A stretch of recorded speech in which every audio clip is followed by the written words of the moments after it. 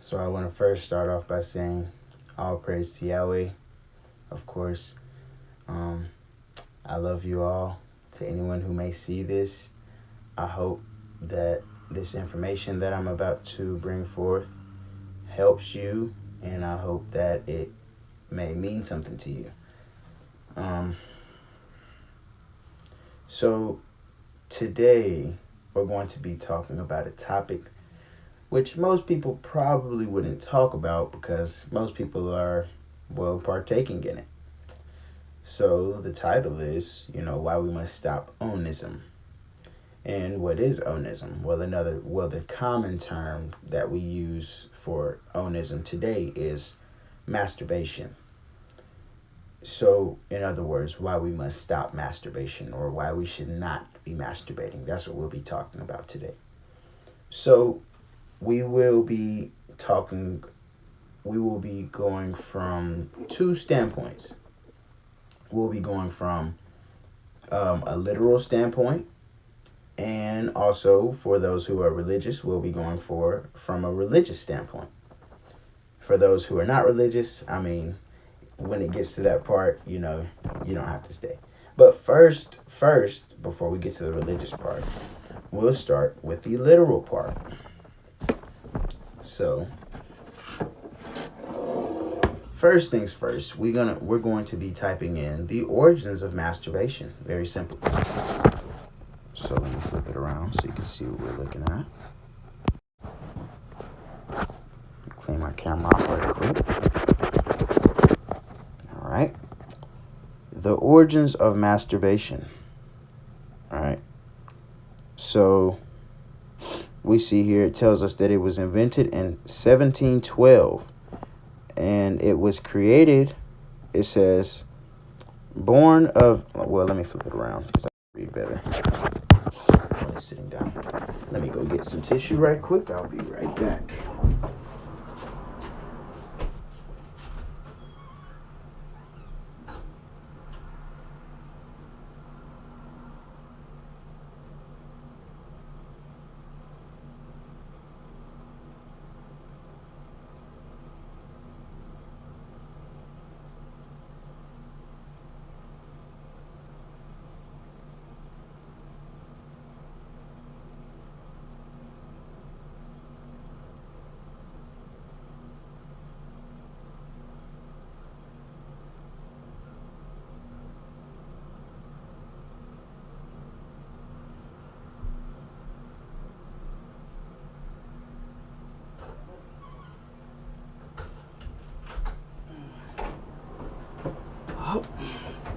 Also decided to get something to drink.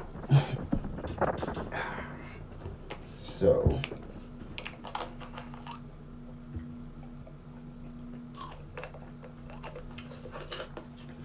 to refrain from using the M word, we'll use onanism, or onanism, however you'd like to pronounce it. It says, as we know it, he claims was invented in about 1712. Born of a tract that named a new disease. In other words, saying that onanism is a disease. It says, and single-handedly created a nearly universal engine for generating guilt, shame, and anxiety. Let me run that back and reword that. In other words, saying that this disease, onanism, which a lot of people partake in daily, is single-handedly the reason for nearly universal guilt, shame, and anxiety. This is the reason why a lot of people have a lot of guilt, shame, and anxiety. Well, just to tell you from what we just read, from onanism, from what we might call self-pleasure, but was originally called self-pollution, right? All right. It says, it says that track was onania, and that meaning that was the name of the word. So before it was even called masturbation, what we now call, it was called onania, right? Or the heinous sin of self-pollution and all its frightful consequences. It was actually a pamphlet, so we're about to get into that. So what we're going to do is click on the Wikipedia. And when we click on Wikipedia, we see it tells us history of onanism, right? So what we're going to do, we're going to scroll down to the health concerns. We're going to scroll down to the health concerns. And when we get here, we'll start reading. So the first health concern, as you just seen, was insanity. Several medical papers were written on insanity as a result of onanism, and this was written as a reason for admission when a person was confined in a hospital. A doctor named J.W. Robertson tried to describe the differences between different types of onanism in the year 1898 when addressing the Medical Society of the State of California. So in other words, saying they brought in a guy who had a really bad problem with masturbation. And he literally became insane. And they were doing studies on him, in other words. But simply saying masturbation literally will drive you to insanity. Like, literally, that's what they're telling you. And we're going to go furthermore and see. And from anyone else's personal experiences, if like I said, if this makes you feel any type of way, or if this gets to you, if you feel like, oh man, that's crazy. I might have felt like I was going crazy one day after that.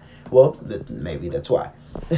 All right. So to keep going, it says the 18th century pamphlet, which is what we were just talking about, Onania.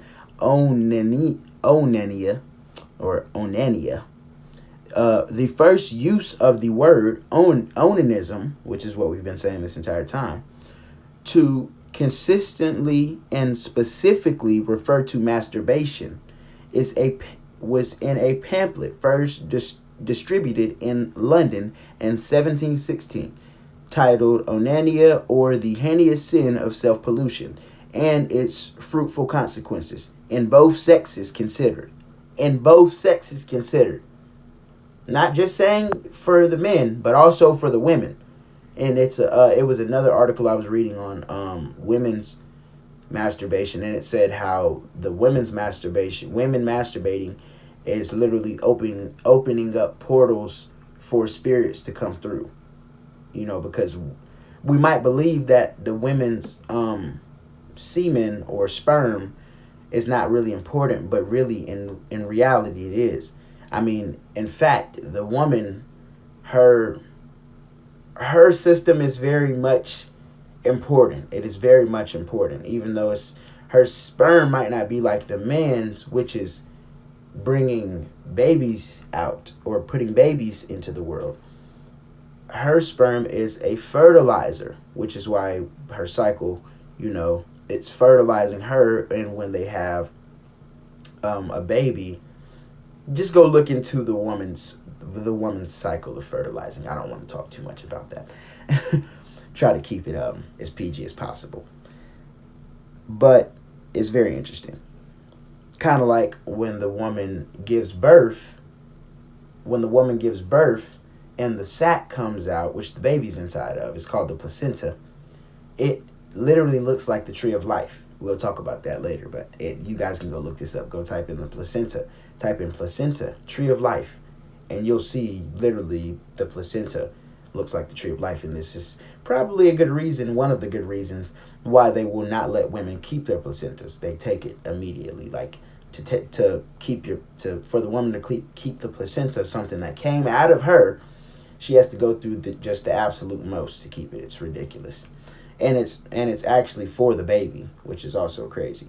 But anyways, it says with spiritual and physical advice to those who have already injured themselves by the abominable practice. Now let me run that back. The title is Onania, or the heinous sin of self-pollution, and its frightful consequences in both sexes, considered with spiritual and physical advice to those who have already injured themselves, saying by masturbating we're physically injuring ourselves, literally injuring ourselves in the mind and physically in the organs, in the what they call the regenerative organs, or the what was the specific word that they used? Hold on. The organ of generation. Yeah. The organ of generation. That's what they called it. Anyways, it says onania, or the heinous sin of self-pollution and its frightful consequences in both sexes now. Now, y'all keep this in mind. I want y'all to really take this to someone. Right? Right? It says, with spiritual and physical advice to those who have already injured themselves by this abominable practice. It drew on familiar themes of sin and vice. This time in particular against the heinous sin of self-pollution, with dire warnings that those who so indulge would suffer. Disturbances. Now, this is what you're going to suffer by partaking in onanism or masturbation, or what we call masturbation. Disturbances of the stomach and digestion.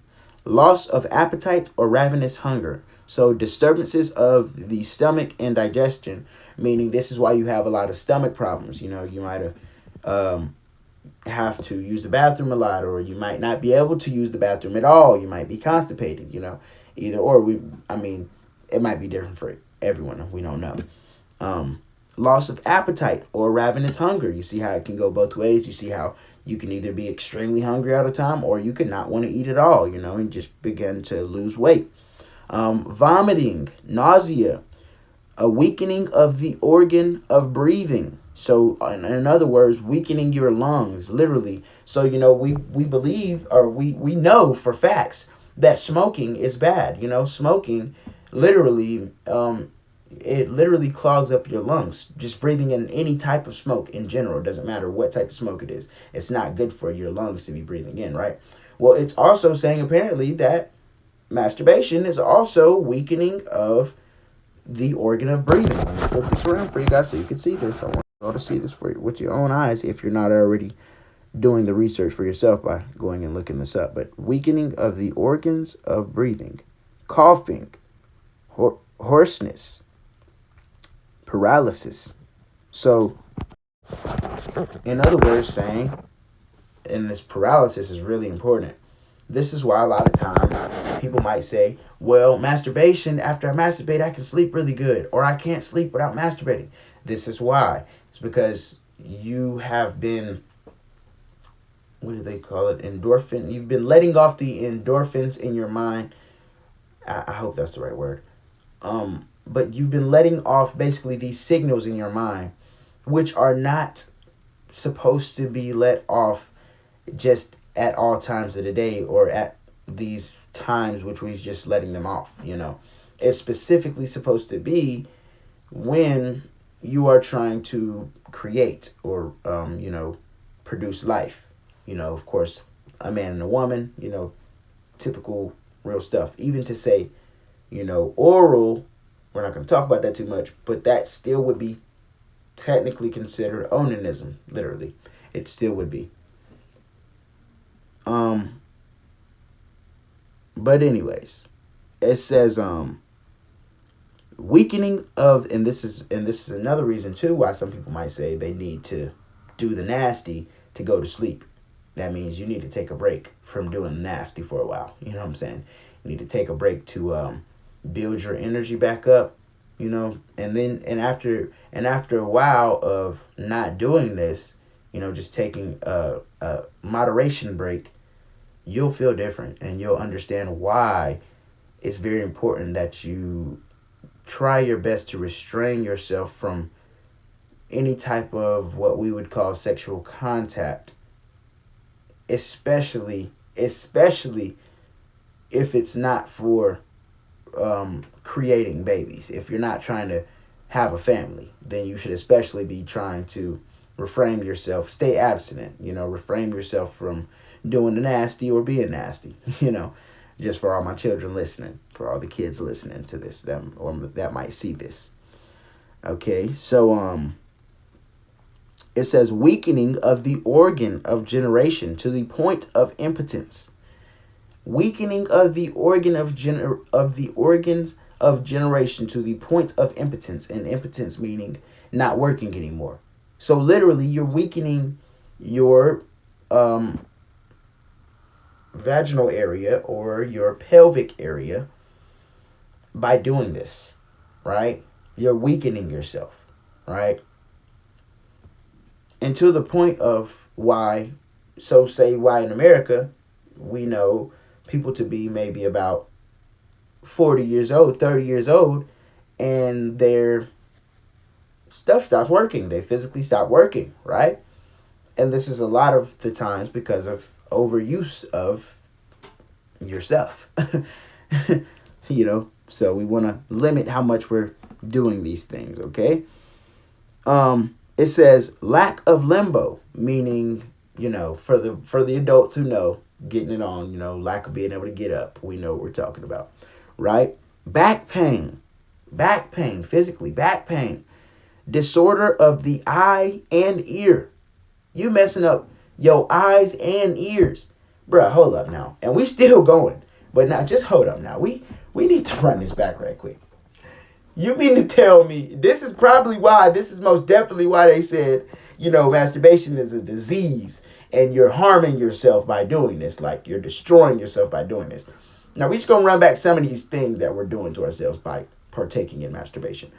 We're disturbing our stomachs and our digestion, messing up our stomachs, right? We're messing up our appetites. We're weakening the organs of our breathing. We're messing up our breathing physically, literally messing up our breathing. We're messing up our sleeping with the paralysis. We're messing up our sleeping. Like if we weren't so focused. This is another thing about doing drugs too. This is why children do not do drugs. Do not do drugs because it messes you up just like this. Just like onanism or masturbation, whatever you like to call it. They're very much alike. They mess you up pretty bad, right? They mess up your thinking and all of that, right? Sleep and all of that, which is very important, of course. Everyone needs sleep. You shouldn't feel like you need melatonin. And if you're giving your kids melatonin for them to go to sleep, you need to stop doing that. You need to stop giving your kids melatonin and all of this other crap, spraying the little Johnson & Johnson spray or whatever, giving them the little Johnson & Johnson wash down for them to go to sleep. Your baby's going to go to sleep when they're ready to go to sleep. They're going to go to sleep naturally. Literally, you need to stop doing that. I had to think about that. Like, well, okay, well, if he doesn't want to go to sleep, he's probably not going to go to sleep. It's probably not best for me to try to wash him with some soap that makes him go to sleep, or I've never given my baby melatonin, but I have. I'm not gonna lie, I am guilty of washing him down with the Johnson & Johnson soap, but it reacted. It was not good for his skin. And not to just mention, after I just thought about it physically, I was like, yeah, that's stupid. It's very stupid, because I don't need anything to make me go to sleep, so I know he doesn't need anything to make him go to sleep. We shouldn't need to be telling ourselves that we need something to help us to go to sleep. But anyways, what else are we doing? We're weakening the organ of generation. We're weakening our private areas. We're weakening them, and to the point of they're not working right anymore. Right? This is all the stuff we're doing. Back pain. We're messing up our backs. All the way down to messing up our eyes and ears. Making them dysfunctional. Total loss of body powers. Total diminution of body powers. So in other words, saying total loss of body powers. Paleness. Literally saying what everyone else is already aware of with the, losing your energy and losing your just physical, we could say physical energy again. Yeah, losing your physical energy, or just your purpose to do things, to continue to go forward. This plays a huge part in the decline of that. Masturbation plays a huge part in the decline of your mind and remembering things, and it plays a huge part in wanting to be successful in tasks that you might be trying to achieve. It just brings you backwards. So we want to stay away from this practice specifically. We definitely want to stay away from this practice because it is not good for us in any type of way, right? And as we're seeing, but more things which it does to us and messes us up pretty bad. It says paleness, thinness, pimples on the face. So a lot of times when we hear, oh, we're going through puberty, it's not just that you're going through puberty on why you have all these pimples on your face, but it's also because you're partaking in masturbation. Excuse me again to the person who just joined. But yeah, that's what we're talking about. Why we shouldn't be partaking in this. But like I said, when you're going through the whole phase of puberty, this is why a lot of times, of course, we also just have acne just in general. But this also makes it worse. This makes it a lot worse by partaking in onanism, right? It says, the decline of intellectual powers from partaking in onanism. We are declining in intellectual powers. We're physically making ourselves, what we would say, dumber. I mean, literally. We're making ourselves not as smart. I mean, physically, literally.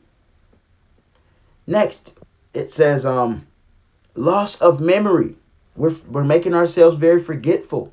And this is why, like I said, when partaking in onanism, so say if you are a talker or a speaker or a preacher or someone who has a goal to be doing when it comes to something like that, and you need to be remembering, partaking in this will make it hard for you to fulfill these goals. It'll make it hard for you to go on with your task because, you'll be forgetting and you'll also be literally declining yourself and thinking, not to mention separating yourself from the Creator, literally. And we're getting into that next with the spiritual and religious part of it, right? But this is just the literal part, guys. Just for the person who just joined, and for anyone else who might see, so we can reiterate. This is just the literal part right here, right? The physical part right here. And this is the health reasons right here. So continue. It says again, it says the last one was loss of memory. The next one says attacks of rage, madness, idiocy, epilepsy, fever, and finally suicide or death. All of these things. Now we're going to have to go back over that again because there's no way that the whole world now, well, the world that's been civilized, the whole world that's been civilized or colonized, we are partaking in this practice called masturbation or onanism. It's no way we're doing this without knowing the physical, literal, spiritual, and religious cost and consequences, reasons we should not be doing this. It's no way we don't know this. But it is way, because obviously someone made us not know or made us not think about it all the way until now today. Like what we just said, one main reason no one wants to know about the origins of masturbation or even to talk about it, because this disease is the engine for guilt, shame, and anxiety. So if you feel guilt, shame, and anxiety, I mean, think about it like this. Everyone might say, oh yeah, bro, I do this. Yeah, I masturbate, I have. But if you catch someone in the act or right after they get done doing it, catch them, walking out of the bedroom, got the bedroom door locked or something. Why is the door locked? Oh, I'm in here, studying or something. You know what I'm saying? Something crazy. Or, that you catch them coming out of the bathroom, what were you doing in there? You just playing off. You just whacking around, huh? Just playing around. And they're like, no, it wasn't. And they literally were. They're going to be like, no, it wasn't. They're going to automatically be like, no, they wasn't. Because like we just said, I mean, nobody's going to admit that they just did that, because of the shame. It's a shame thing. But the thing is like, if we feel shame or guilt from doing it, Why are we doing it? Seriously. If we feel guilt or shame, or if something gives us anxiety from doing something, common sense should tell us we shouldn't be doing this. But again, just like drugs, and this is why I say for all kids, do not partake in masturbation. Don't do it. I don't care what you say. Don't do it. Don't do drugs, right? Because it's an addiction. It's an addiction. This is why it's so hard to stop doing this, because it's an addiction. It's become an addiction. It's become something that's like second nature, right? Second nature. It literally has. And I mean, it's sad to say because there's so many children out here, so many young children, but even if you go look on the internet, we have people exposing themselves all over the internet. And these apps are not trying to censor it or, take accordingly to their guidelines as they're supposed to be. And it's very obvious because I've been seeing a ton of it on one app, specifically TikTok. It's pretty crazy, some of the very inappropriate sexual things that I've seen on TikTok. And I myself have reported because I'm like, what the heck? This is ridiculous. I've been banned off of this app for simply speaking, not even cursing in none of my videos or anything like that, just simply speaking and informing people. And I've been literally banned. But I can see women on here half naked and doing stuff that should not be being done on an app or on live, for children to see, which, I mean, clearly TikTok is an app, which is obviously children are all over it. It's the most used app right now. You can go look it up. But it's very clear why this is going on. Again, like I just said, it's reasons behind this. And when we start talking about spiritually or religiously, however you like to put it, man, it's spirits that is attached to this. It is spirits that is attached to onanism, masturbation, bad ones too, not good at all. And they want you to partake in this so bad that if you stop right now, if you say today, I'm not doing it no more, by the time tonight hits, they're going to come and try to attack you. I'm not playing. You're going to see for yourself. Take my word for it and try it out for yourself. Don't believe me. Take my word for it and actually try it out for yourself, though. I don't want you to believe me. I want you to try it. If you've been doing it all day today, for just example, and you finna do it when you get back home later on, say, I'm not doing it. Or tomorrow. Start fresh. Just start fresh tomorrow. I'm not doing it today. I'm not doing it today. And watch how throughout the day, they try to attack you. And then you're going to physically feel and realize, man, it's spirits attached to this. Something that you can't see, but you can definitely feel. You can definitely feel. But we finna try to get to how we can, how we can eliminate this problem, if you'd like to. Okay, so now, again, just to reiterate, the health problems. Now, we are disturbing our stomachs, messing up our appetites, weakening our private areas, right? Messing up our sleep, messing up our breathing, literally giving ourselves all of these back problems, messing up our eyes and ears. We're physically draining our body powers, all of our energy. We're physically draining it. We are losing our memory. We're declining our intellectual powers. We're making ourselves go crazy with madness and rage. This is why we're always angry, always mad.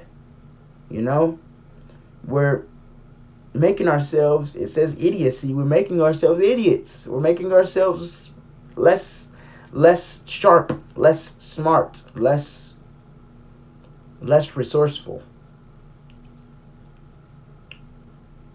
We're causing epilepsy, causing fever, and finally death, all from masturbating.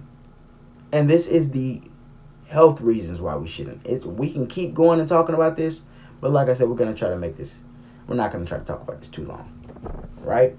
But these are all very good reasons why me personally, I just don't think that you can say that it's good in any type of way. You can say, oh, well, it gives me pleasure, it makes me feel good, or it it helps me sleep, or whatever your little personal reasons it may be. You can't tell me physically that it is a good thing that we should be doing at all. So now we're finna get into the religious part of it.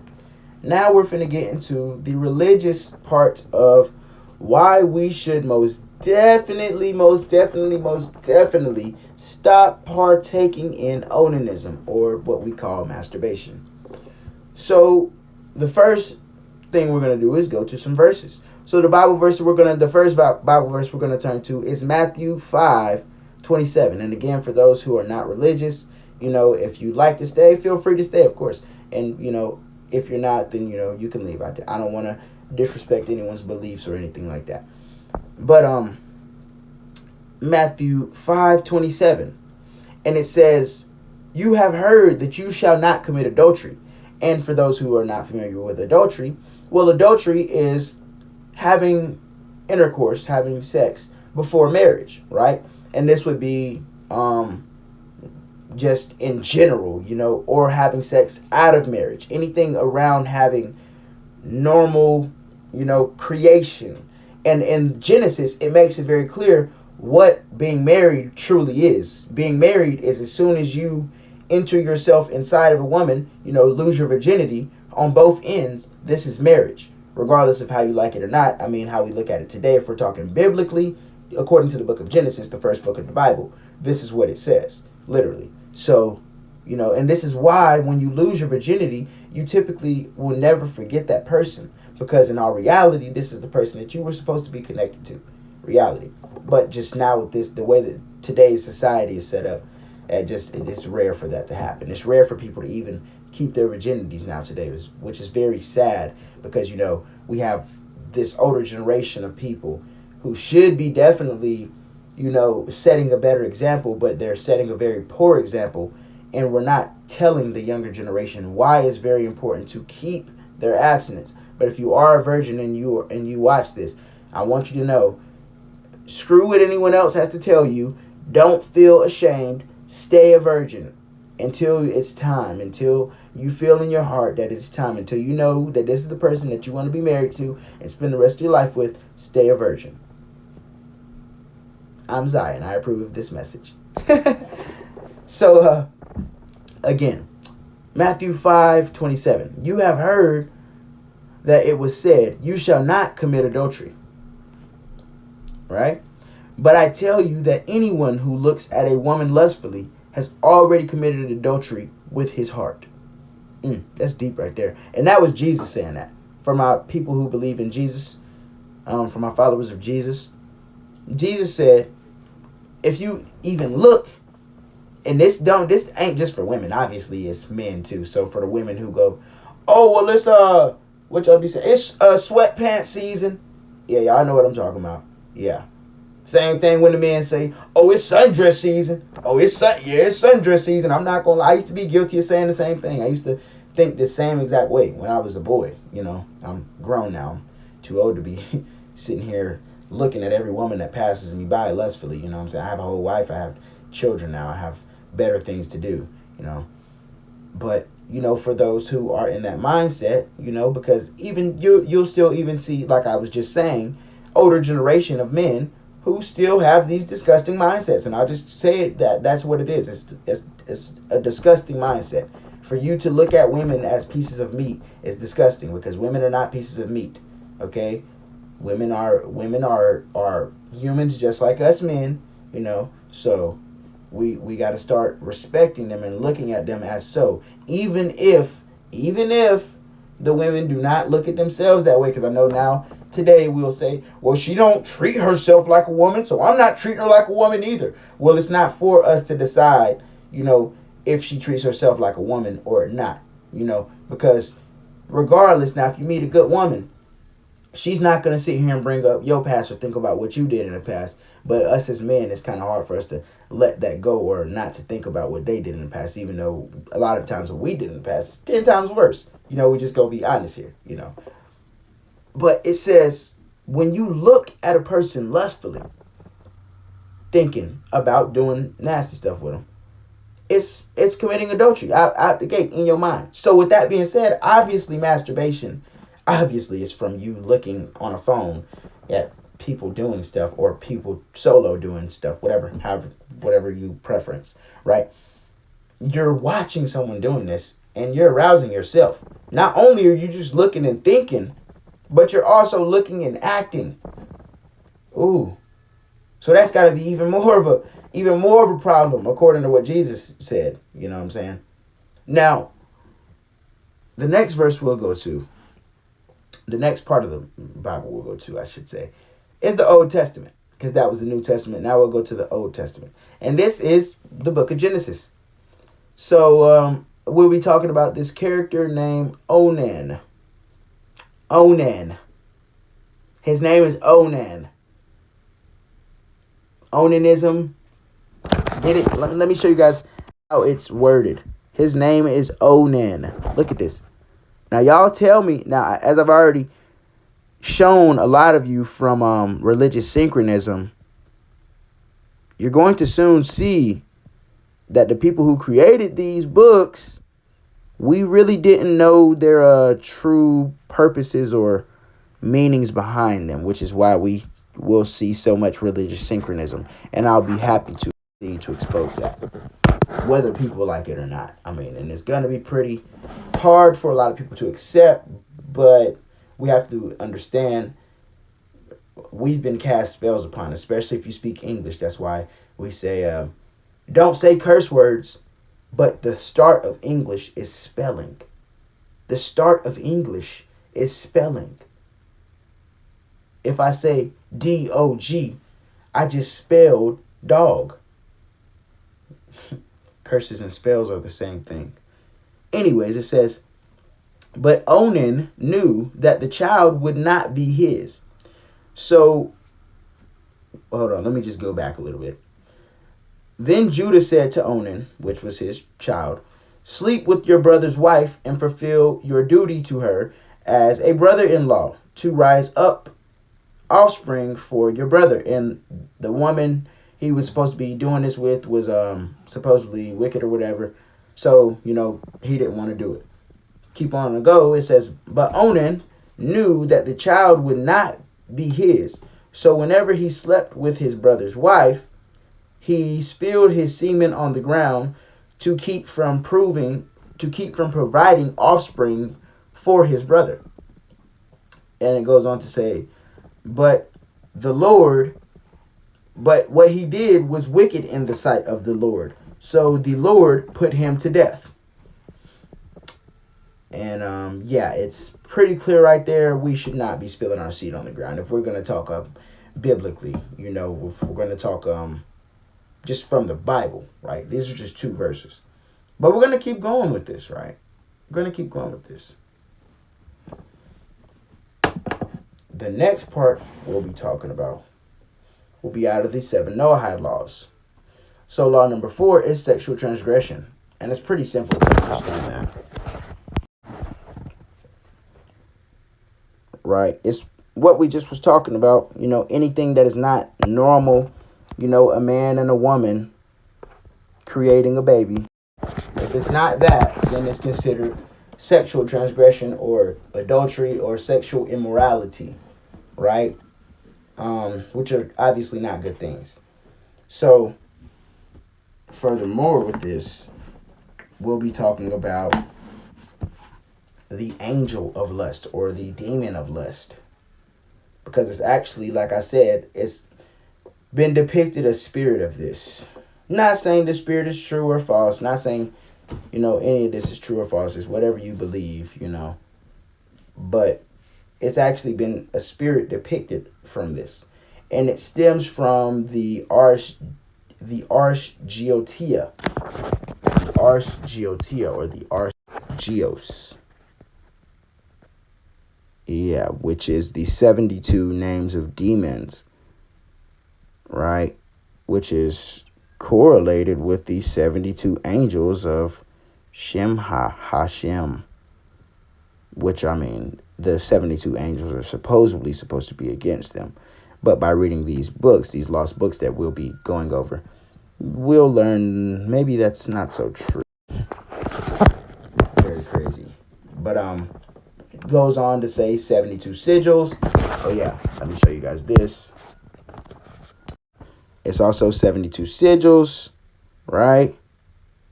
And it's also, when they tell us about who wrote the Bible, the Septuagint, they tell us 72 Jewish scholars, right? From Alexandria, 72 Hellenistic Jews. Just like they go on to tell us the 72 names of God. But of course, all of these things don't have anything. These things have nothing to do with each other. Like I just said, you guys will soon realize the religious synchronism. My apologies, you all. But you all will soon realize the religious synchronism which has been placed upon us, whether you would like to believe it or not. But yeah, keep that in mind. 72 names of God. It was 72 Jewish, Hellenistic Jews who wrote the Septuagint, right? The Bible. It was and all the way down to it being 72 angels, aka the name of Hashem, the explicit name, right? But like I said, of course, these have nothing to do with each other. Just random things, of course. It's not like the same people. It's not like the same people didn't write all of this stuff. Oh, no, the same people didn't write all of this stuff. The same people didn't write the 72 names of God. It wasn't the same 72 scholars who wrote the Bible, Septuagint. Who wrote the Septuagint in Hebrew, Greek, and English, all three of their languages. For my Hebrew Israelites who might see this, as I've already exposed multiple times, been banned for exposing who even created the Hebrew language. Let's get into that. Hold on. Before we even continue here, because we got to keep this in mind too. I'm going to have to keep reiterating this part. Who even revived the Hebrew language? Because we got to keep this in mind since we're talking about the Hebrew Bible. We have to know this. So now what we're just going to do simply is type in Hebrew. We're going to just type in Hebrew. And then we're going to click on the Wikipedia one, right? Which is Hebrew languages. So when we click on Hebrew languages, hold on, flip this around for y'all. It tells us that the Hebrew language is a dead language. It is a dead language, right? That has been revived. It was revived. So why don't they tell us this? Why don't the Jews tell us this? Or why don't the Hebrew Israelites tell us about this? Or anybody else who keeps talking about they're studying Hebrew? Oh, well, maybe because maybe they didn't do even simple research, because this isn't even deep research, which we just pulled up. That was just simple research right there, right? They didn't even do the simple research to see that the language was a dead language. It was, what do they mean it was dead? Well, the people who spoke it obviously weren't alive to continue the language of speaking. So it couldn't have been interpreted, or it couldn't have been translated, because nobody alive today, nobody who has been alive since the time that we even know documented, has been able to speak this language, because they were all gone. Wait, you mean the language of the Bible? Yeah. And we have the pseudepigrapha, which, like I said, we're going to be getting into this, but they're happy to tell you this if you know about it. But if you don't know about it, then you're going to be still thinking, I mean, God wrote the Bible, when in all reality, why would a God write the Bible if literally, especially the God of the Bible, if the God of the Bible told you not to kill the innocent things, told you not to kill his creation? Well, trees are his creation. Trees are very innocent. Trees are very much so innocent. And in fact, another way how we know for sure God did not tell you to cut no trees down and write no books is because everyone else in the Bible wrote on stones. The 10 Commandments, stones. Yeah, they were writing on stones. Enoch wrote, well, I mean, many people might not know about the story of Enoch, but when Enoch went to be solo dolo, he was inside of what it was supposedly a cave, writing on stones, writing down all of his inscriptions on stones. If we're going to talk biblically, nobody wrote down nothing on no book. Nobody cut down no tree and made no paper. So how can that be right? That can't be right, because it's going against what God told us to do in the first place. Now, anyways, now that we see that the Hebrew language was revived, now we have to know, well, who revived the language in the first place? Who did this? The guy's name, I'll go ahead and spoil it for you. His name is Eliezer ben Yehuda. So let's go ask, who created the Hebrew language? We're going to just ask that. Who created the Hebrew language? We're not even going to say revived. And let's see what they tell us. And this is how simple research works, by asking so many questions, by asking them the same way. Who created the Hebrew language? Look at this now. Look at this. They're happy to tell you. When you ask who created the Hebrew language, you don't even have to say who revived the Hebrew language. They tell you it was Eliezer ben Yehuda, right? Eliezer ben Yehuda, the father of modern Hebrew. For all my Hebrew Israelites, you should probably stop calling yourself Hebrews, because the Israelites did not call their language Hebrew. Yeah, they didn't call themselves Hebrews, nor did they call themselves Israelites. But okay, they didn't speak English. They didn't speak English. What? They didn't speak English? No, the English language is not even that old. What? That's crazy. Yep, let's go look this up too, so we can keep the questions going. When was the English language created? This is how you grow your brain, right? Watch this. Just by simply asking questions. When was the English language created? We're interested now. We are very curious. So we flip this around, and it tells us in the 5th century. Not that long ago. Right.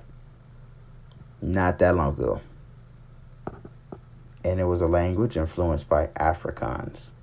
Out of all the languages, I want y'all to never forget, especially for my Aboriginals, Afrikaans, which is not Africans, which is not the people that we've been told are Africans. But that's not a topic for this. That's a topic for later.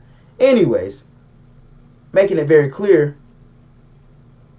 that Hebrew and English, are all languages which did not belong to any ancient people, right? So we can go ahead and just dispense that little belief or theory, because it's not true at all, just by simply going and seeing who created it. Oh yeah, and let's go look up what Eliezer ben Yehuda looked like.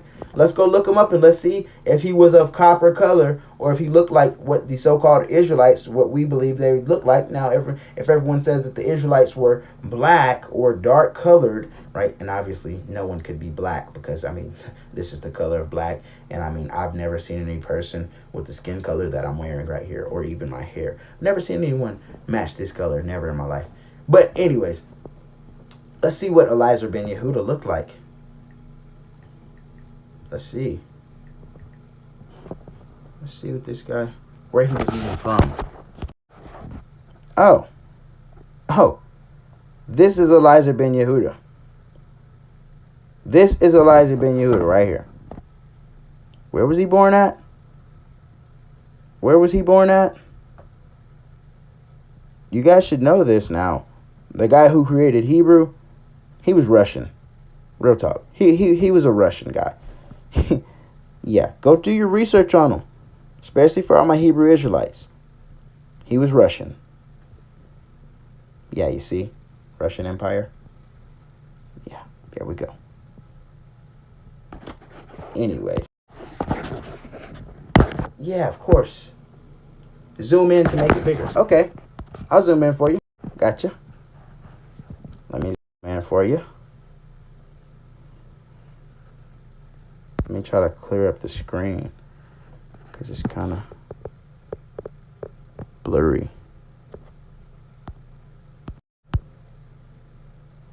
It's better with the 1x, heck.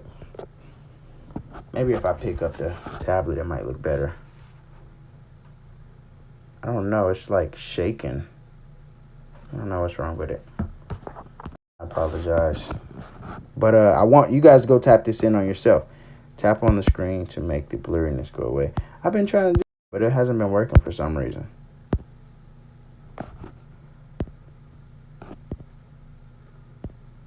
Yeah, I don't know. They're messing with me, y'all. They don't want me to do anything. Oh, well. That's why I want you guys to go look it up for yourselves, though.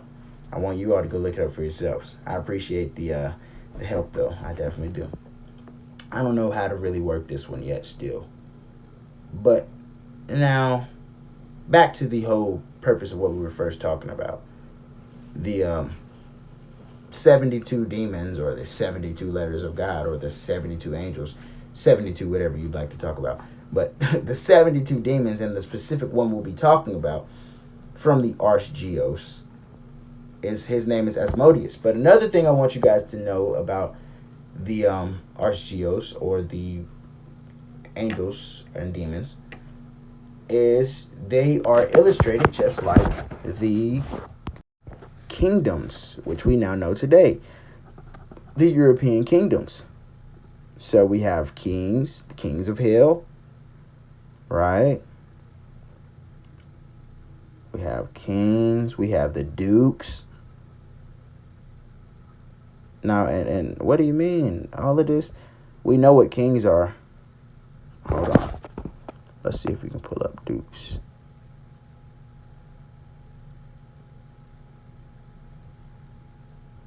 I'm going to look that up right quick so we can see if I'm just making stuff up. Right. So as we see, this has to do with, the European, what we know as royalty or kingdom. It's the same thing with these what we call demons. You got the dukes, the kings. You got keep going down, the princes. Keep going down, the marquises, whatever those are. The marquises. They're another part. Let's see. They're another part of the same thing which we're talking about. The Roman, or not Roman, but European kingdom. See, the Marquis is a nobleman of high hereditary rank in various. Dang, this junk is blurry. And various European peerage. Well, we see what's going on here. The same dang on thing. The same thing. It's all correlating and lining up. But no, they don't have anything to do with each other. They're not calling themselves these entities. No, of course not. They're just, I don't know, the earls. And all of these, if you go look into the kingdoms of royalty, or whatever you like to call it, they have every single thing you see here, all the way down to, United States. Who runs the United States? Well, the presidents. All right, then. All the way down the line. You feel me? So, but like I said, the specific one we'll be talking about, because like I told y'all got to keep in mind, every one of them have different traits. They do different things. They have different rulings. But the specific one we'll be talking about right now is Asmodius. We will be talking about Asmodius, who is a ugly thing. Pretty important. It's pretty important to know about these things, though. And another thing which I realized, for those of you who know me, and know my journey through the Bible and whatnot, I found it very important and also very weird that they did not put all of these different names of these demons and stuff in there, because considering if they did, we would know what we're dealing with, and we would know, what to be casting out, what to be calling out, what to be saying, okay, well, you need to get away from me. While we're sitting here saying, I got the devil under my feet, I got Satan, get thee behind me, we need to be saying, Asmodeus, get thee behind me. Asmodeus, you have no power over me. So then we can stop masturbating, so we can stop feeling the urge to self-pollute ourselves, right? We need to call out Asmodeus himself and tell him to get away from us. We don't want no parts of you, Asmodeus. We tired of you. We don't like you no more, right? Because you see, without knowing, without knowing of them, I mean, how can we fight them? If for my spiritual or religious people, if we know that this is not a battle of flesh and blood, but a battle of the principalities of dark places, how can we fight them if we don't even know what they are or what they look like or what their names are, right? So that's what we got to do. We got to get into that. So and don't be scared now, because I'm like I told y'all too, when I was a Christian and I first started looking into this, I was scared as well before I actually started to surround my whole presence with the name of Yahweh. Before I started to just be firm in the name of Yahweh and that He would protect me through no matter what that I research, or no matter what that I seen, He would protect me, right? Now, Asmodius, who is also called the angel or the demon of lust. This is what he looks like right here. This is what he looks like right here. Well, the depiction of him. It's pretty ugly. Does not look good. All right, that's pretty ugly. All right, and it's many more of them too. I didn't mean to pull this one up. You know, oh, they try to tell you, oh, that's what Satan looks like. Oh, yeah, okay. That's what they kind of depicted all of them as looking like. You know, with the whole horns and being red and all of that. Even though that's not in the Bible. I mean, if we're going to be honest, the description of Satan is not in the Bible. The Bible does not describe Satan as having a pitchfork or being red or any of these things which we've continuously drawn this character up as. But, continuing, so we're going to go to this fandom, and when we get to fandom, it tells us that Asmodius, he was a part of Solomon's temple. He was a part of building Solomon's temple. He was one of the 7 princes of hell. He has a nice sigil for him. Out of the many names he has, one of his names is Wrath. Another one of his names is Diva. You know, like not Nicki Minaj, but Beyonce got the song. The Diva is a female version of a hustler. Well, you didn't know that Diva is a demon. It's a spirit. You can go type in Diva and demon, and you'll also find out other names which Diva has also been depicted as, which are not Asmodeus. But this is the same thing for thug. This is why, you know, the African American community, the Aboriginals, we've been depicted as thugs and divas. And we've been all the way down to we've been okay with depicting ourselves as thugs and divas. But we should know the true meaning behind the words thug and diva, and they're not good. You can go type in thug, spirit, or thug, demon, and you'll see it's literally talking about a spirit or demon. But anyways, so to just get to the specific reading of it, because we're about to have to cut this kind of short. So to get the specific reading of it, we'll be turning into the pseudepigrapha. This is what the pseudepigrapha looks like. And we will be referencing from this book a lot. We'll be using this book a lot. Old Testament pseudepigrapha. I don't know why it's so blurry. Doesn't make any sense. Hold on. Let me try to wipe it off.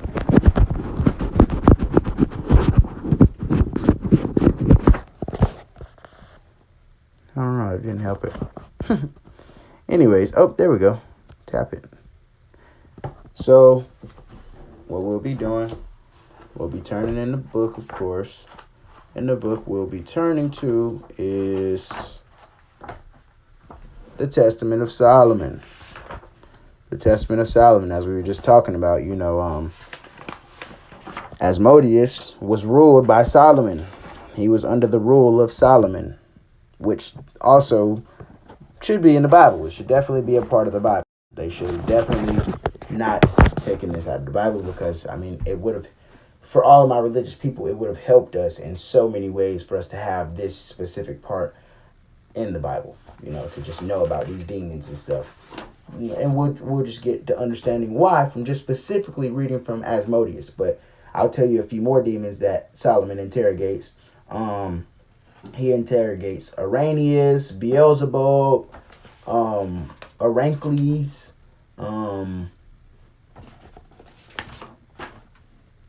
the Lynx and Tatrix. He interrogates a lot of different spirits or demons here. And like I said, it's very important that we would know about this because we would be knowing how to go up against them. I mean, if you want to talk these little biblical ways, but literally just to be able to know their names, to be able to call them out, that would be helpful. But anyways, Solomon interrogates Asmodius and learns of his activities. And this is on page 965 of the Testament of Solomon. Page 565, and we will be on chapter 5. We'll start at verse 1. I commanded another demon to be brought to me, and he Beelzebub brought me the evil demon Asmodeus. Asmodeus, bound, and I asked him, who are you? He scowled at me and said, who are you? And I said to him, you dare to answer me so arrogantly when you are punished like this? He continued to give, because they were in chains. The demons were all being brought to Solomon in chains. And he says, he continued to give forth the same look at me. And he said, how should I answer you? You are the son of a man. But although I was born of a human mother, I am the son of an angel. Pause. Pause, pause, pause. So you mean to tell me all of these demons are children of angels? Well, for anyone who knows about the book of Enoch, another word for them would be called a Nephilim. So in other words, saying the giants, the story of David, to just speak biblically, the story of David when he goes up against Goliath, who is a giant in a Nephilim, his specific name would be called in a Nephilim, he would be considered a demon. Is that what we're reading here? Let me read that back for you now. He says to Solomon, how should I answer you? How am I supposed? Because Solomon's like, how could you talk to me that way after I have you in these chains and I'm the king. I'm King Solomon. Wisdom's on my side. How could you dare talk to me like that? And Asmodeus replies to him and said, well, how should I talk to you? You are just the son of a man, But me, even though I am the son of a human mother, yeah, I might got a human mom, but my father is an angel. Right? He said, it is impossible for one of heavenly origin. He didn't say one of hellish origin. He didn't say he was from hell. Hold on now. This demon did not say he or other demons was from hell. Right? It says he was of heavenly origin. He says, it is impossible for one of heavenly origin to speak an arrogant word to one of earthly origin. He just told you. So while we're sitting here being told about hell and all of this, right, we should really be talking about all of the different heavens and, how the lake of fire and hell are two different things. That's what we should be talking about. And this is according to all of their writings, right? I didn't write this stuff. I didn't make this up. This is according to their books, which I base my life around reading. I'm not going to lie. But by doing so, I found a lot of flaws. And this is one of them. This is one of the main ones. If we knew as a whole that these demons were angels, physically, they were angels, we would maybe look at the angels differently. Just like if we knew that every single angel, you're going to learn, because I'm going to reiterate it again. I'm going to bring this out again. Every single angel that you know, if you know the name of any angel, it's not good. That means it's fallen very clearly. Otherwise, you wouldn't know its name because you wouldn't need to. If you knew its name, then that means you're worshiping it. You're talking about it. We're talking about every single angel, Michael, Gabriel, Uriel, Lucifer, you name it. We're talking about everything around this book, right? Except for supposedly who's supposed to be the most important of the book, and it's supposed to be Yahweh, right? Even though the name Yahweh was not even put in this book, even though they like to tell us now today that it was. We physically can go back and look and see it was not. In Greek, in Hebrew, in no language was the name Yahweh put in this book. But this is why they don't want you to know about the name of Yahweh anyways, because every other name, Allah, you name it, God, Lord, Kyrios, all of these different names have all been documented time and time again. Like for a while too, for a good while. Versus Yahweh, they just came out with the name of Yahweh and it was 1868 or 1886. You can go look up the etymology. You can go look up the etymology for yourself, and it'll tell you that the word Yahweh was created in the 1800s, but not in the early 1800s, in the late 1800s. Because if you go use the 1828, the year of 1828 Webster's dictionary, and of course the Webster's dictionary is the most sold dictionary right now in the world. If you go and use that dictionary, you'll notice that the word Yahweh is not in there. The name Yahweh is not in there. Not in there, right? So in other words, saying literally, it's not possible that they could have even put the name of Yahweh in the Septuagint. Oh, why? Because the name of Yahweh, they like to tell you, it's Hebrew. How can it be Hebrew when you can physically look at the Hebrew and physically look at English and you can see that they're not the same languages? Not even close. Right. That's like trying, it's okay. We understand they're not the same languages. Anyways, so to continue, it says, he goes on to say, my constellation is like an animal which reclines in its den. In heaven. Some call me the great bear, but others the offspring of a dragon. Moreover, a smaller constellation accompanies my constellation, for the high position and throne of my father. It is always in the sky. So do not ask me so many things, Solomon, for eventually your kingdom will be divided. This glory of yours is temporary. You have us to torture for a little while, then we shall disperse among humans again, with the result that we shall be worshipped as gods, because men do not know the names of the angels who rule over them. Let me run that back, because everything that I just said, like I just was saying it, they wrote it right here in the book for you, if you want to read it. He said, so do not ask me so many things, Solomon, for eventually your kingdom will be divided. He knows everything. This glory of yours is temporary. You have us to torture for a little while. Then we shall disperse among human beings again. Saying again, meaning that they've already been doing this. We shall disperse among human beings again, with the result that we shall be worshipped as gods. Because men do not know the names of the angels who rule over us.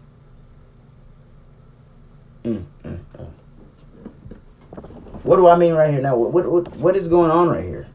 Well, first of all, let me take a pause right here again.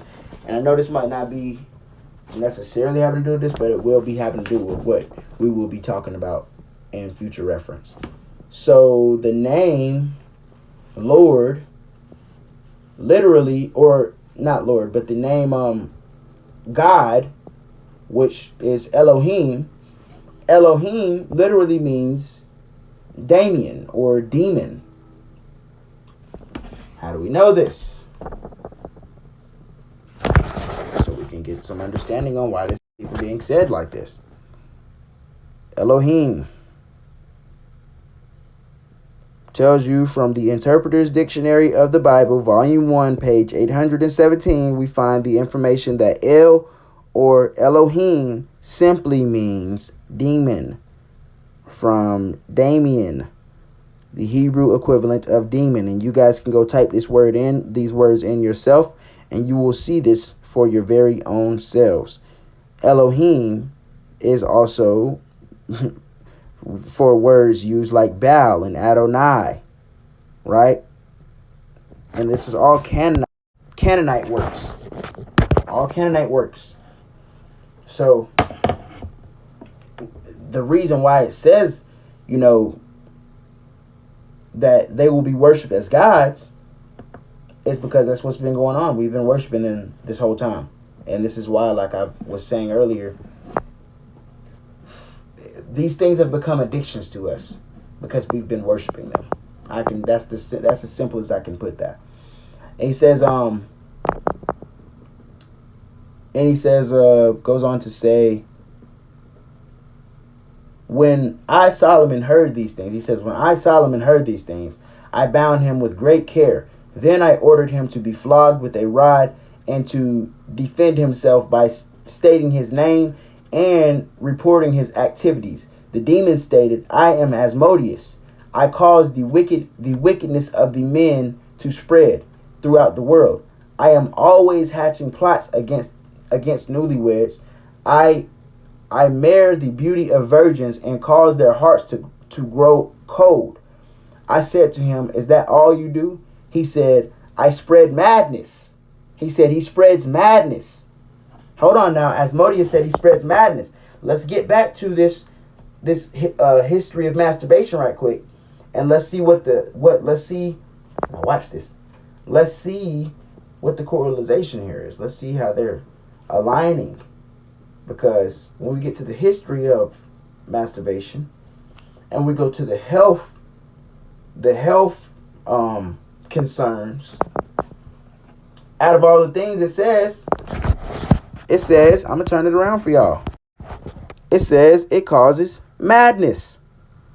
It says it causes madness or acts of rage. And Asmodeus says he spreads madness. He spreads it, fam.